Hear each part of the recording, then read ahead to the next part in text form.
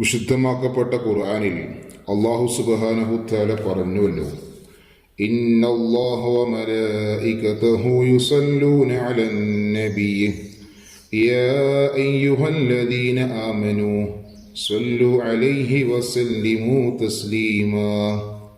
ഈ ആയത്തിറങ്ങിയപ്പോൾ സ്വഹാബത്ത് ഹബീബായ സല്ലല്ലാഹു അലൈഹി വസല്ലം തങ്ങളോട് ചോദിച്ചു, നബിയെ, യാ റസൂലല്ലാഹ്, നമ്മൾ എങ്ങനെയാണ് സ്വലാത്ത് ചൊല്ലേണ്ടത്?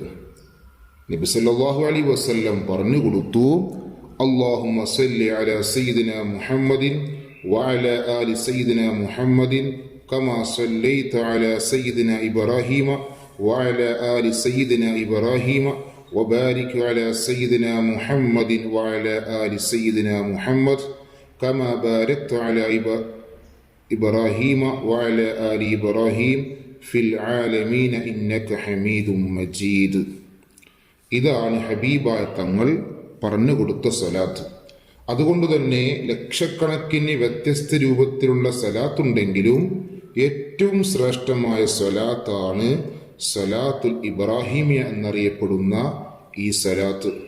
മഹാന്മാർ പഠിപ്പിക്കുന്നു, ഈ സ്വലാത്ത് ഒരാള് 1000 പ്രാവശ്യം ചൊല്ലിയാൽ ഹബീബായ സല്ലല്ലാഹു അലൈഹി വസല്ലം തങ്ങളെ നിർബന്ധമായും സ്വപ്നത്തിൽ കാണുമെന്നാണ്. അള്ളാഹു നമുക്ക് തൗഫീഖ് നൽകുമാറാവട്ടെ. സ്വലാത്ത് അധികരിപ്പിക്കുക, അത് നമ്മുടെ 2 ലോകത്തുള്ള രക്ഷക്കും വിജയത്തിനും നിദാനമാണ്. അള്ളാഹു തൗഫീഖ് നൽകുമാറാവട്ടെ. അസ്സലാമു അലൈക്കും.